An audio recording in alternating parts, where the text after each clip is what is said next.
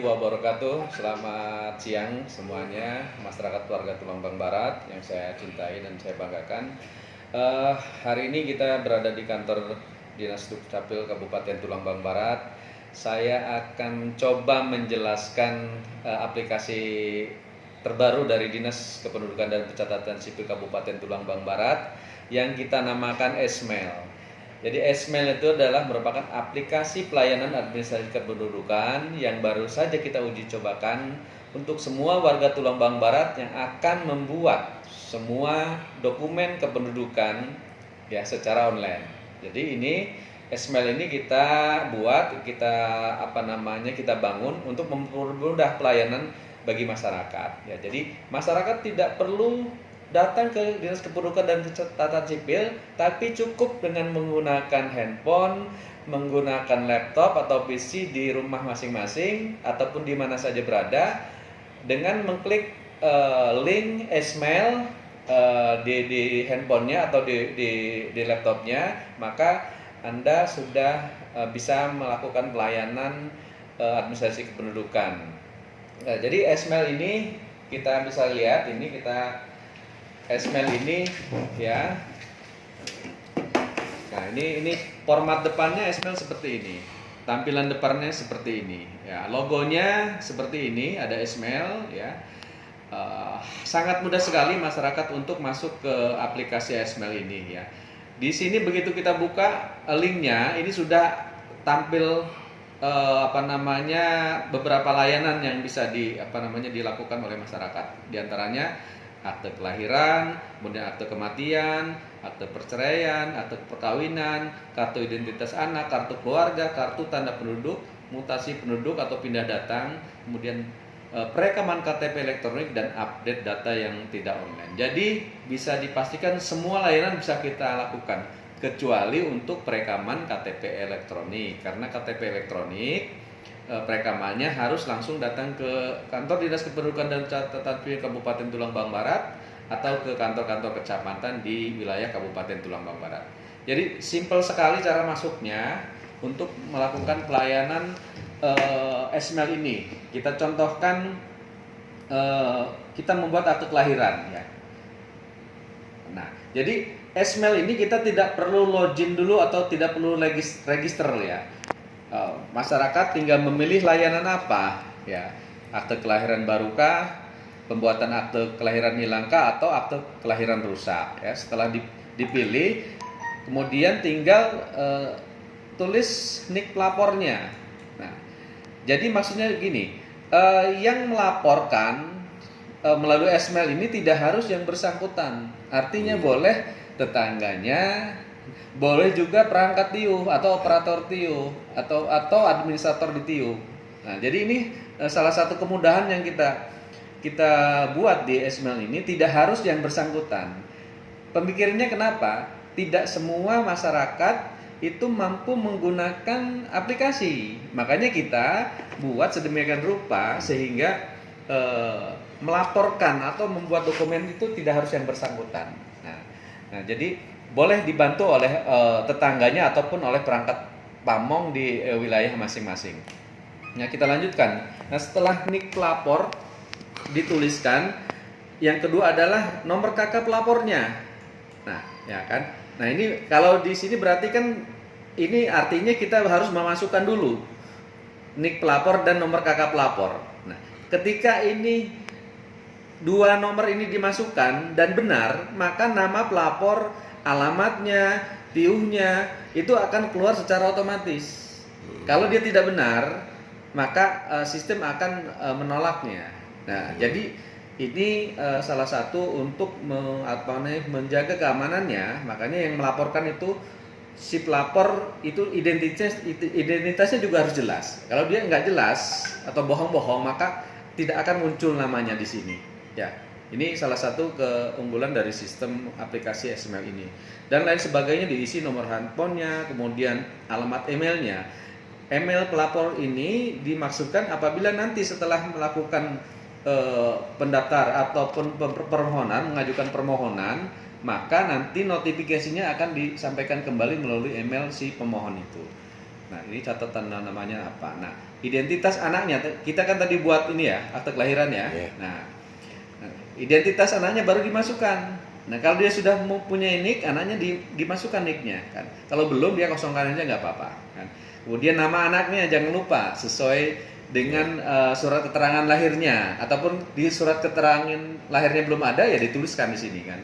Biasanya ada bidan yang menuliskan nama anaknya, ada juga yang belum di surat keterangan lahir itu kan. Nah, kalau belum ada, kita harus tetap tuliskan. Kemudian tempat dan tanggal kelahiran anak sesuai dengan surat keterangan lahir yang adanya, dan seterusnya.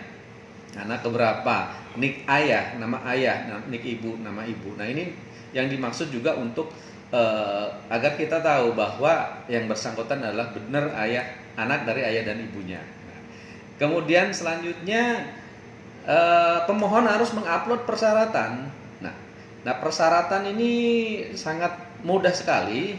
Ya, contohnya ini kan, untuk pembuatan akte kelahiran ya, ini persyaratannya ini langsung ada di sini nanti. Apa namanya foto, apa namanya maksudnya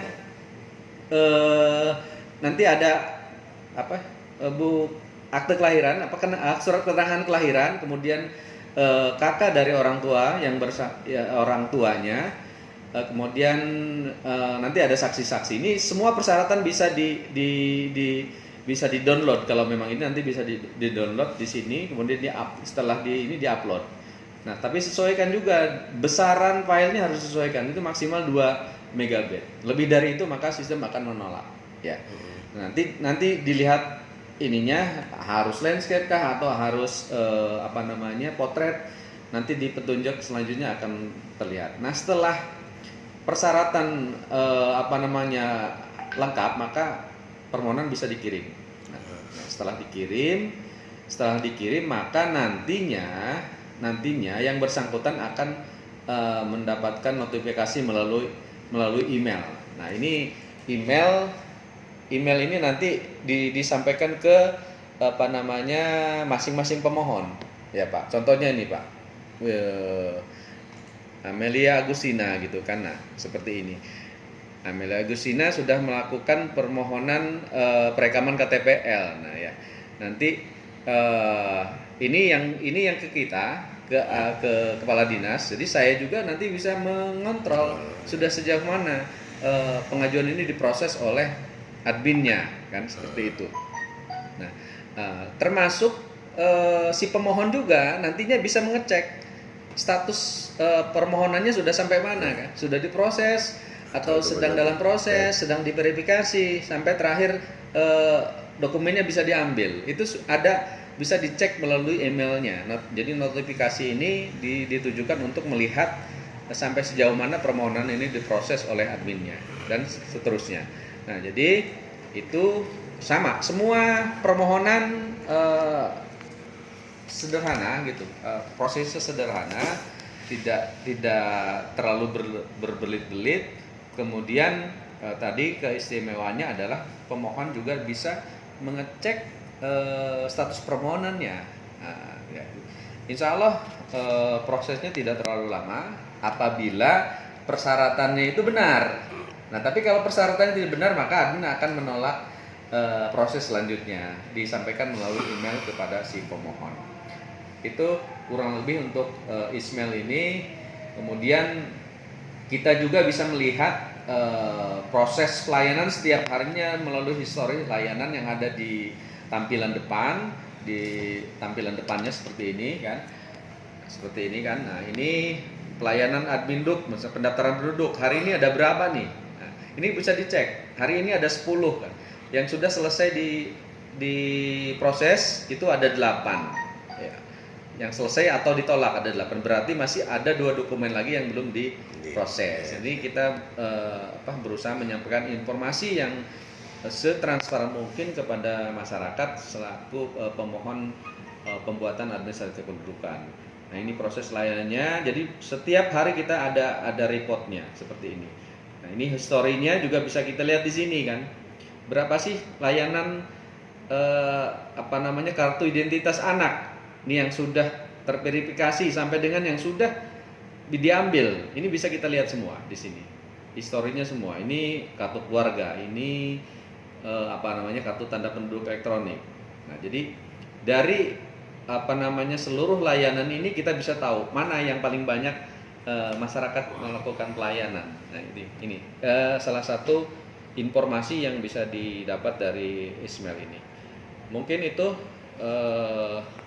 mudah-mudahan masyarakat, saya berharap mampu ataupun mau menggunakan salah satu aplikasi yang kita sedang uji cobakan di Distrik Kabupaten Tulang Bang Barat ini, karena dengan adanya Ismail ini kita memutus rentang kendali pelayanan kepada masyarakat ya. Jadi masyarakat yang jauh dari Batu Putih ya ngapain jauh-jauh ke sini hanya untuk memperbaiki KK, mengupdate data ya, seperti BPJS tidak online, untuk perbankan tidak online, cukup dengan menggunakan aplikasi Ismail ini akan mudah ya. Jadi tidak mengurangi biaya perjalanan dan lain sebagainya, dan juga untuk kita untuk menghindari adanya praktek percaloan yang sangat kita hindari gitu. Jadi itu mudah-mudahan aplikasi ini akan terus kita kembangkan untuk